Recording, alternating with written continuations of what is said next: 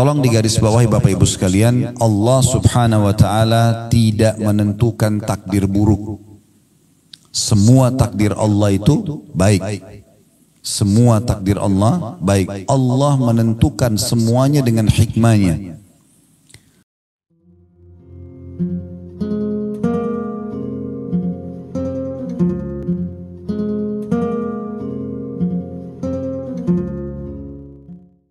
Assalamualaikum warahmatullahi wabarakatuh. Alhamdulillah, lisan kita selalu memuji Sang Pencipta Allah atas segala nikmat yang dilimpahkan kepada kita, dan juga nikmat terbesar tentunya Islam dan iman, di mana dengan Islam dan iman kita jadi mengenal Tuhan kita Allah, dan juga dengan mengenalnya tentu kita akan selalu patuh mengerjakan perintahnya dan meninggalkan larangannya. Ujung-ujungnya akan mendatangkan kebahagiaan dunia dan juga balasan sempurna di surga nanti di akhirat. Selanjutnya kita panjatkan salam hormat kita kepada utusan Allah Nabi besar Muhammad sallallahu alaihi wa ala alihi wa sahbihi wasallam, sebagaimana Allah telah memerintahkan kita untuk mengucapkan salam hormat tersebut. Apa kira-kira tujuan kita ada di sini? Allah telah kekalkan dalam Al-Quran sebagai Tuhan yang menciptakan kita dalam surah Az-Zariyat, surah nomor 51 ayat 56. Ayat yang masyhur, wa ma khalaqtul jinna wal insa illa liya'budun. Aku tidak ciptakan jin dan manusia kecuali untuk menyembahku, patuh kepadaku. Jadi kalau ada yang bertanya, apakah memang saya diciptakan untuk sholat? Jawabannya iya. Apakah saya diciptakan untuk puasa? Iya. Baca Quran, jenguk orang sakit, bakti sama orang tua, berzikir, berdoa. Memang itu tujuannya. Tidak ada tujuan lain. Jadi Bapak Ibu tidak usah repot-repot cari tujuan lain. Selain daripada mengabdi kepada Allah, bukan tujuan hidup kita. Hanya sia-sia saja. Jadi kalau orang banyak membuang waktu dalam kelalaian selain ketaatan kepada Allah Subhanahu wa taala, menghabiskan waktu misalnya pada hal-hal yang sia-sia walaupun sifatnya mubah, kalau terlalu banyak juga di sana maka akan sia-sia dan orang akan menyesal. Dalam sebuah hadis riwayat Al-Baihaqi, Nabi SAW menyebutkan nanti ahli surga pun pada saat masuk ke dalam surga akan menyesali waktu-waktu yang mereka lalui selama di dunia yang mereka lalaikan dari ketaatan. Sudah pasti masuk surga, udah dapat fasilitas di sana, tapi mereka masih menyesali kenapa masih ada waktu di dunia digunakan selain daripada pengabdian kepada Allah. Mengabdi kepada Allah ini indah sekali. Mengabdi kepada Tuhan indah sekali. Sholat itu kalau tidak ada kenikmatannya, tidak akan dijaga oleh orang-orang yang memang menikmati sholat itu. Sebagaimana juga maksiat ada kenikmatannya, tetapi kedua kenikmatan ini tidak akan pernah bisa disatukan.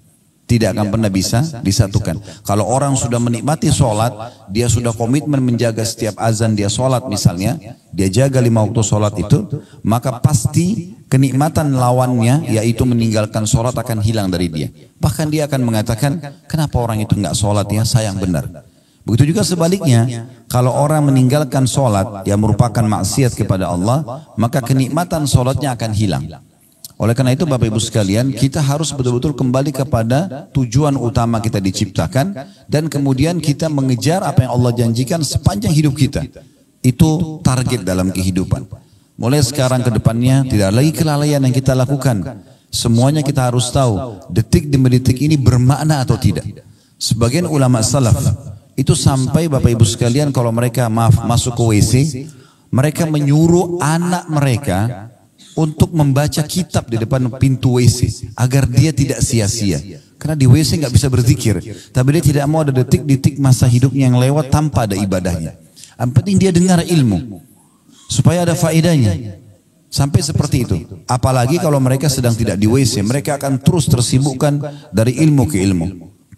Orang yang memahami tujuan hidup ini juga akan mengetahui tentang masalah takdir, keputusan Allah Subhanahu wa taala. Karena kita sedang membahas tema pilihan Allah terbaik, maka kita tidak pasti luput membahas masalah takdir. Tolong digarisbawahi Bapak Ibu sekalian, Allah Subhanahu wa taala tidak menentukan takdir buruk. Semua takdir Allah itu baik. Semua takdir Allah baik. Allah menentukan semuanya dengan hikmahnya. Jadi cara memahaminya adalah semua Allah catatkan baik walaupun itu buruk di mata seorang hamba. Misal contoh, Bapak Ibu rasa setiap hari lapar kan? Rasa haus, rasa capek. Siapa di antara kita yang tidak pernah sakit misalnya? Tapi mungkin di mata manusia itu tidak enak. Karena kalau ditanya apakah Anda mau lapar, Anda akan katakan tidak. Mau haus, Anda akan katakan tidak. Mau capek, Anda katakan tidak. Tetapi kalau kita lihat dengan kacamata agama, secara spiritual atau secara keimanan, maka kita akan faham ternyata semua itu dengan takdir yang luar biasa dari Allah Subhanahu wa taala baik. Karena dengan lapar akan nikmat seseorang itu makan. Dengan haus akan nikmat seseorang itu minum. Dengan capek akan nikmat seseorang itu istirahat.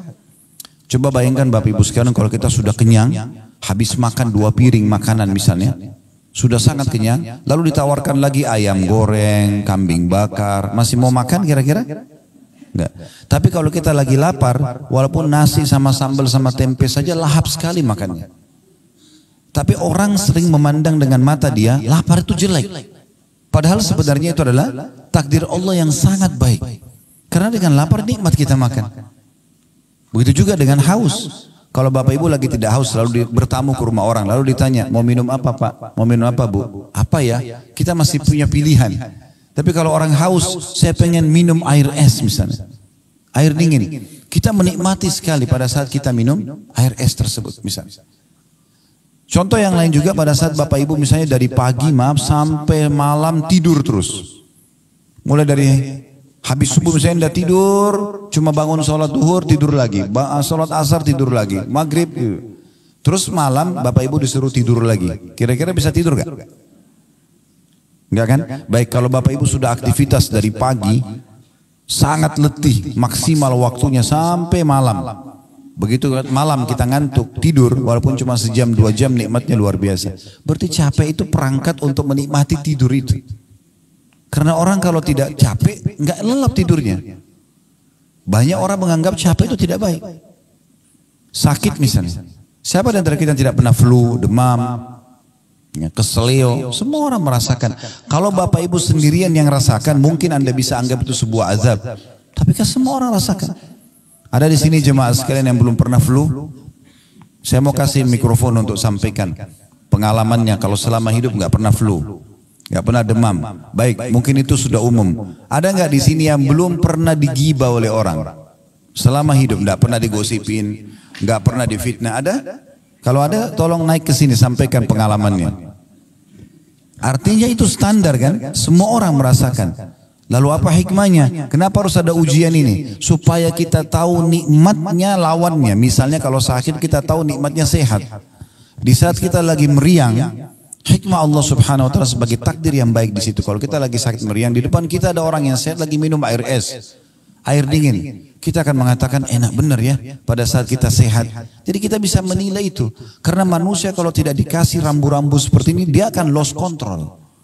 Dia akan lupakan semua nikmat ini. Maka ujian-ujian yang datang justru untuk mendatangkan penilaian positif terhadap nikmat Allah yang sedang Allah berikan kepada kita. Ini poin yang harus kita ketahui teman-teman sekalian.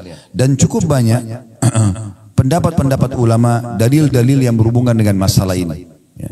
Kalau takdir Allah itu semuanya baik.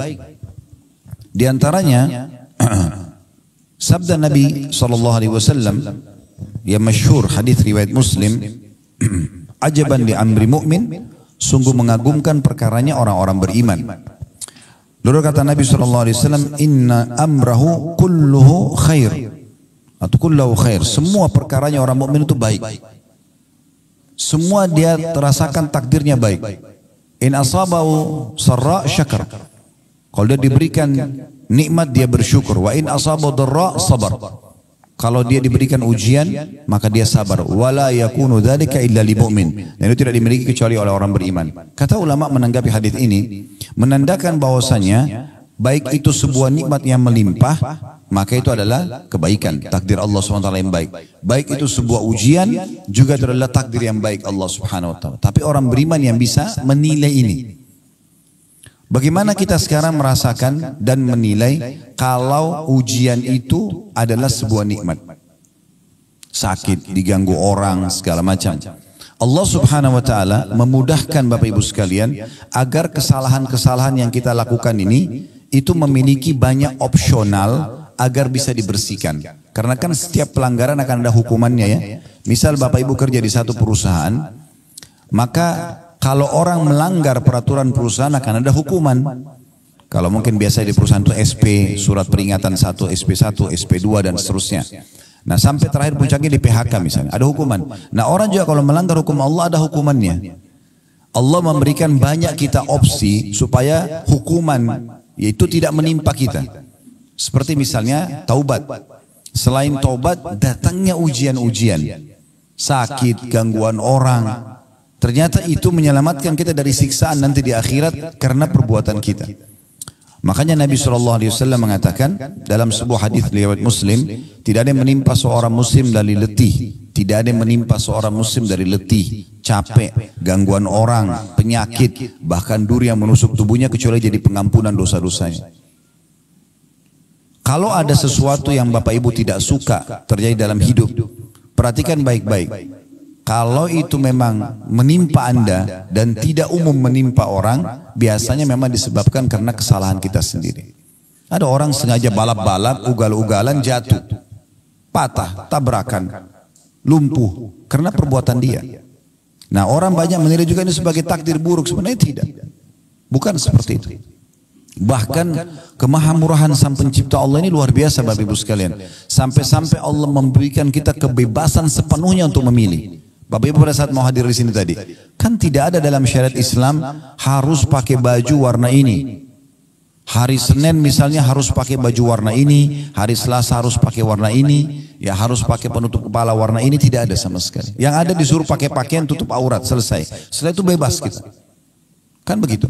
Dan terlalu banyak khiyarat atau pilihan-pilihan yang Allah berikan kepada kita, termasuk dalam memilih makanan, memilih minuman, memilih tempat kerja, memilih pasangan hidup, semua di tangan kita. Di saat seseorang mau menikah misalnya, Allah hanya mudahkan dia memiliki pilihan 1, 2, 3, 4, 5, lalu dia yang tentukan, saya mau nikah sama si A. Ada perusahaan A, B, C dia mau kerja, dia tinggal tentukan, saya mau kerja di perusahaan B misalnya. Semua diberikan kesempatan. Bahkan lebih besar daripada itu, untuk beriman ataupun kafir kepada Allah, Allah mengatakan faman syaa'a falyu'min wa man syaa'a falyakfur. Siapa mau beriman silahkan, maka dia akan dapat semua apa yang dijanjikan untuk orang beriman. Kebahagiaan di dunia dan juga balasan sempurna di akhirat. Wa man syaa'a falyakfur. Siapa yang mau berkufur silakan saja. Nanti teman-teman sekalian, orang-orang kafir yang masuk ke dalam neraka itu masuk ke dalam neraka dalam kondisi meyakini keadilan Allah Subhanahu wa taala. Karena yang membuat mereka masuk pilihan mereka sendiri. Begitu luar biasanya Allah berikan kebebasan kita untuk memilih. Tinggal bagaimana kita menentukan jalan kita masing-masing.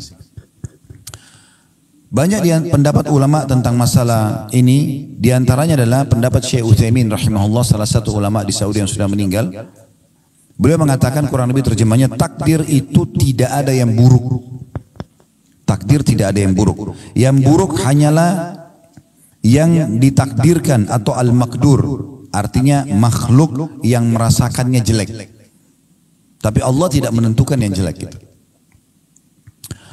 Takdir jika dilihat dari perbuatan Allah, semua takdir itu adalah baik. Sebagaimana disebutkan dalam sebuah hadis, kejelekan tidak disandarkan kepadamu ya Allah. Jadi ada potongan doa teman-teman sekalian, itu disebutkan dalam riwayat Muslim, ya, bahwasanya wasyarru laisa ilaik. Keburukan tidak akan pernah disandarkan kepadamu ya Allah. Itu Nabi SAW sering baca dalam sholat beliau. Ya. Maka kata Syekh Utsaimin rahimahullah, sebagaimana dalam potongan hadis, kejelekan tidak disandarkan kepadamu. Jadi takdir Allah itu selamanya tidak ada yang jelek. Karena ketetapan takdir itu ada karena rahmat dan hikmah Allah. Kejelekan murni hanya muncul dari pelaku kejelekan itu sendiri. Karena Allah sudah tentukan ya, misalnya ada pelanggaran akan kena hukuman ini. Nah karena dia melanggar, dia kenalah hukuman tersebut. Nah biasanya orang anggap itu adalah takdir buruk. Padahal sebenarnya bukan takdir buruk. Itu takdir baik. Bahkan seringkali Bapak Ibu sekalian, ada hal-hal yang kita anggap buruk. Ya. Padahal sebenarnya itu bentuk kasih sayang Allah kepada seorang hamba. Nanti akan saya berikan contoh dalam masalah itu. Saya selesaikan dulu apa yang dikatakan oleh Syekh Utsaimin rahimahullah. Kata beliau, jadi kejelekan itu murni hanya muncul dari pelaku kejelekan, sedangkan Allah itu hanya berbuat baik selama-lamanya. Ini beliau jelaskan dalam syarah hadis Arba'in Nawawi beliau di halaman 88. Yang saya katakan tadi contohnya Bapak Ibu sekalian adalah pelaku kriminal. Semua hamba Allah subhanahu wa ta'ala kalau ingin melakukan satu perbuatan kriminal, kriminal ini berarti pelanggaran, bahasa agamanya maksiat, ya, yang Allah sudah tentukan sebagai pelanggaran, berzina, mencuri, membunuh, apa saja, pasti Allah subhanahu wa ta'ala akan berikan kepada dia sinyal rasa khawatir dan takut. Di saat dia mau masuk hotel berzina misalnya, pasti ada rasa takutnya, rasa khawatir, dia mau mencuri begitu, dia mau membunuh begitu, supaya dia tidak melakukannya. Dan Allah Maha tahu kalau dibiarkan dia melakukan maka ada konsekuensi hukuman. Allah akan datangkan hukuman karena pelanggarannya itu, maka Allah berhentikan dia dengan rasa takut itu. Tapi kalau tetap saja dia lakukan, maaf, tetap dia masuk ke dalam kamar hotel, tetap saja dia masuk ke kamar hotel, tetap dia berzina misalnya, maka Allah datangkan peringatan yang lainnya. Peringatan yang lain itu adalah seperti misalnya ada orang yang melihat dia, supaya dia merasa malu. Kalau dia tidak mau juga tahu itu, tetap diulangi terus perbuatannya, peringatan lebih besar datang. Sampai pada tingkat ada orang yang terjadi gempa, rubuh hotel tersebut, ditemukan jenazahnya lagi dalam kondisi tidak berpakaian. Allah permalukan. Itu pun semuanya dengan hikmah Allah subhanahu wa ta'ala. Karena kalau dibiarkan akan lebih berat hukumannya nanti di akhirat. Seorang pencuri misalnya, sebelum dia mencuri punya rasa takut, Allah datangkan, kalau dia berhenti maka dia akan aman. Tapi ternyata tetap aja dia mencuri. Allah datangkan sinyal yang kedua. Dilihat oleh orang lain tapi mungkin belum kepergok, belum ketangkap. Tapi sudah mulai orang tahu, oh si fulan itu pernah mencuri misalnya.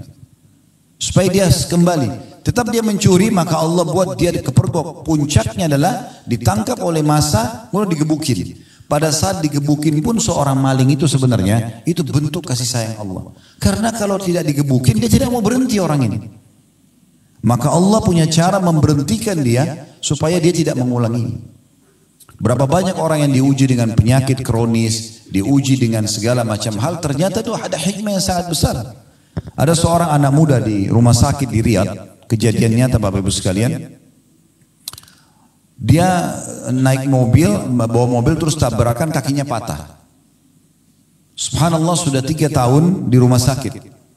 Satu waktu ada seorang syekh datang. Syekh ini selalu setiap hari bolak-balik ke rumah sakit, pindah dari rumah sakit ke rumah sakit hanya untuk pamit kepada pemimpin kepala rumah sakit untuk diizinkan keliling kamar-kamar pasien. Dia hanya minta satu kamar pasien setengah menit, 1 menit, hanya menyabarkan mereka, mendoakan mereka, lalu dia pergi untuk mendapatkan pahala menjenguk orang sakit. Subhanallah, dia masuk kamar anak muda ini, kakinya masih digip, ya, pakai semen dan digantung. Sudah 3 tahun. Maka Syekh ini pun mengatakan, sabarlah, semoga jadi pembersihan dosamu, dinasihatin. Tapi dari semua pasien anak muda ini beda sendiri. Dia mengatakan begini, Syekh, jazakallah khair, semoga Allah balas anda dengan kebaikan atas jenguk ini ke jenguk ini, yang mendatangi menjenguk saya, dan juga doa-doa anda. Tapi perlu anda tahu, saya malah bersyukur sama Allah dengan musibah ini. Kata Syekh, kok bisa? Kamu kan tabrakan, kakimu patah, sudah 3 tahun di rumah sakit. Dia bilang, Syekh, saya dulu ini termasuk anak muda yang lalai, malas sekali ibadah, nggak pernah sholat, ugal-ugalan. Itu sampai saya kejadian tabrakan itu, karena ugal-ugalan. Selalu jauh dari agama Allah. Waktu awal saya tabrakan dan kaki saya patah dimasukkan ke rumah sakit ini, saya marah sekali, tidak bisa menerima keputusan Allah. Saya terus saja berkeluh kesah. Tapi karena memang dasarnya kaki saya patah, saya nggak bisa buat apa-apa. Dokter pun nggak bisa buat apa-apa. Sampai akhirnya saya pun mulai merenung, mulai berpikir, sampai pada puncak saya merasakan ini adalah bentuk kasih sayang Allah. Karena kalau saya tidak diginikan, saya memang tidak mau berhenti dulu ugal-ugalan, balap-balap, ganggu orang, mabuk-mabukan, ganggu, buat banyak kesalahan. Maka dia pun, ya mungkin Bapak Ibu maaf kalau mengatakan bagaimana bisa di Saudi ada orang mabuk, itu mungkin ada juga orang jual beli transaksi narkotika, ada orang ditangkap lalu dihukum oleh pemerintah, ada terjadi itu di sana. Yang jelas dia bilang, dan sekarang setelah saya bisa menerima takdir Allah itu, karena saya punya banyak waktu di kamar rumah sakit ini, maka saya pun bisa leluasa ibadah. Sekarang saya beritakan berita gembira, Syekh, saya nggak pernah tinggalkan sholat 5 waktu, on time. Yang kedua, saya sekarang hafal 30 juz Al-Quran. Di atas ranjang ini saya hafal 30 juz Al-Quran. Karena saya banyak waktu, hanya saya mulai baca Quran, saya mulai hafal, dan sekarang saya hafal Quran. Dan saya bersyukur dengan Allah atas ujian ini. Subhanallah, semua penuh dengan hikmah. Ada kisah yang lain, seorang dosen di Ummul Qura, Dr. Muhammad, beliau menceritakan dalam salah satu ceramahnya, saya hanya menukil ini tentang bagaimana kita memahami keputusan Allah itu luar biasa. Sangat baik sebenarnya. Tapi tinggal bagaimana makhluk ini kita sebagai hamba berhusnudzon, bersangka baik kepada Allah, walaupun buruk di mata kita. Beliau menceritakan tentang seorang sahabatnya melamar seorang wanita. Setelah sepakat, sudah cocok semuanya, ditentukan hari pernikahan. Subhanallah, 2 minggu sebelum acara pernikahan, tiba-tiba saja tanpa sebab apa-apa, pihak perempuan, si anak perempuannya membatalkan pernikahan. Dan dia mohon-mohon sama orang tuanya, tolong batalkan pernikahannya, saya tidak mau nikah sama laki-laki ini. Maka si laki-laki ini bingung, apa sebabnya? Dia coba konfirmasi, karena ini sudah deal, sudah oke, tanggal sekian akan menikah. 2 minggu lagi akan ada acara, undangan sudah disebarluaskan. Ini gimana memahaminya? Ini bagaimana cara menanggapi masalah ini? Maka dia tanya ke orang tua perempuan itu, mereka bilang kami tidak bisa buat apa-apa. Kami sudah coba ngerayu anak ini, kami sudah jelaskan tentang menjaga nama baik, kami sudah jelaskan pernikahan itu baik dalam agama, tapi tetap aja dia tidak mau. Pokoknya dia minta dibatalin. Kata Dr. Muhammad, beliau mengatakan, akhirnya dibatalkan pernikahan tersebut. Dari semenjak pembatalan pernikahan dia bilang, teman saya ini terus berdoa sama Allah. Sekarang satu masjid sholatnya, antara azan iqamah, saya duduk di sebelahnya, yang saya dengar, ya Allah kembalikan wanita ini kepada saya menyukainya, mudahkan pernikahan kami, minta semua kebaikan. Dia bilang saking seringnya berdoa ini, antara azan dan iqamah, kalau lagi ketemu misalnya sholat malam sama-sama, dia berdoa lagi sama. Kalau apa saja kesempatan ibadah dia selalu berdoa, minta khusus untuk kembali wanita itu suka sama dia dan mau menikah.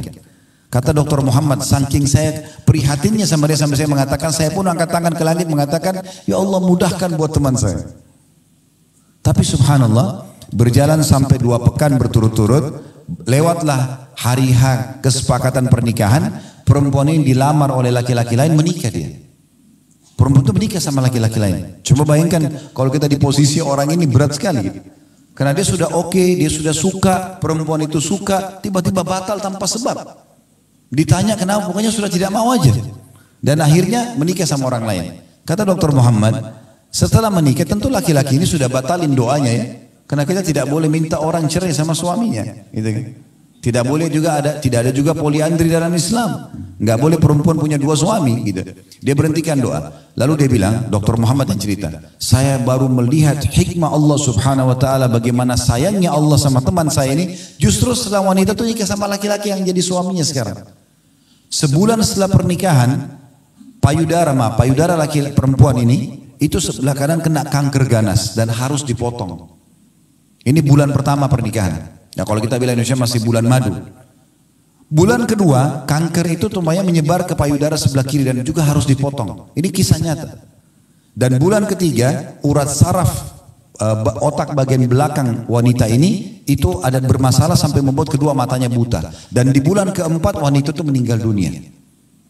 Apa kata Dr. Muhammad? Subhanallah, kalau teman saya ini ya, menikah sama dia tersebut, mungkin dia cuma jadi pengurusnya dan mungkin makin sakit dia karena sudah interaksi biologis, sudah jadi suaminya. Tapi Allah punya hikmah yang luar biasa menyelamatkan kita dari hal-hal yang mungkin di mata kita baik, tapi mungkin tidak baik di mata Allah Subhanahu wa taala. Allah ini Bapak Ibu sekalian lebih sayang kepada kita daripada sayangnya ibu kita kepada kita. Dalam hadis Bukhari disebutkan, pernah Nabi SAW selepas selesai memenangkan peperangan, rupanya di tawanan musuh ada satu ibu ini masih masa menyusui. Dia kehilangan anaknya. Kemudian dia datang ke tawanan perang, dan setiap kali dia lihat anak kecil diangkat, dibalik, dilihat mukanya bukan anaknya, diturunkan lagi sampai dia dapat anak dia. Begitu dia dapat anak dia, langsung dia peluk, disusuin anak itu. Di kancah peperangan penuh debu, lagi suasananya luar biasa. Tapi karena ibu ini kehilangan anak, begitu dia dapat, dia sudah lupa semua itu. Anaknya dimasukin ke dalam bajunya, disusuin sama dia.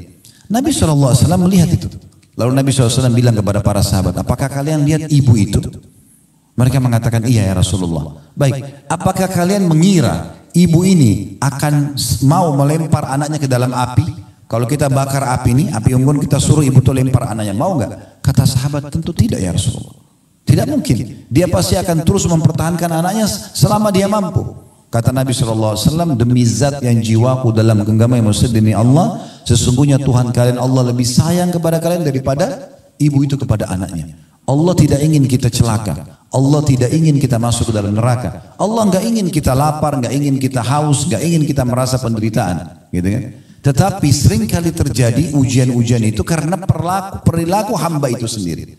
Dia penyebabnya. Dia melakukan pelanggaran agama yang akhirnya memang Allah sudah tentukan sebagai takdir keputusannya akan kena hukuman ini misalnya. Seperti itu. Jadi kita tinggal berhusnudzon dengan Allah Subhanahu wa taala. Kapan kita sudah berbuat baik kita pertahankan, kapan kita berbuat yang salah kita segera bertaubat. Orang yang segera kembali ke Allah Subhanahu wa taala, maka secara otomatis ya, dia akan mendapatkan yang terbaik dari Allah Subhanahu wa taala. Jadi Bapak Ibu sekalian, kesimpulannya adalah bagaimana kita selalu bersangka baik kepada Allah Subhanahu wa taala. Allah tidak menentukan takdir kecuali kebaikan, tinggal bagaimana kita mengambil hikmahnya.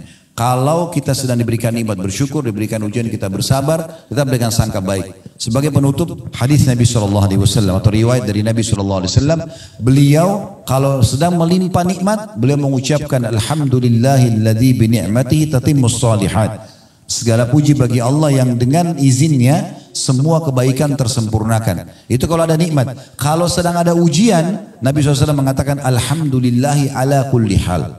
Segala puji bagi Allah dalam setiap keadaan. Musibah sedang datang, Nabi mengatakan alhamdulillah ala kulli hal. Semua dengan bersangka baik kepada Allah Subhanahu wa taala. Jadikan momentum justru kalau kita diuji oleh Allah Subhanahu wa taala untuk lebih dekat kepadanya. Allahu a'lam. Kita berharap Allah Subhanahu wa taala memberkahi majelis kita ini. Allah jadikan sebagai tambahan ilmu yang bermanfaat dan juga dijadikan sebagai tambahan amal kita pada hari kiamat.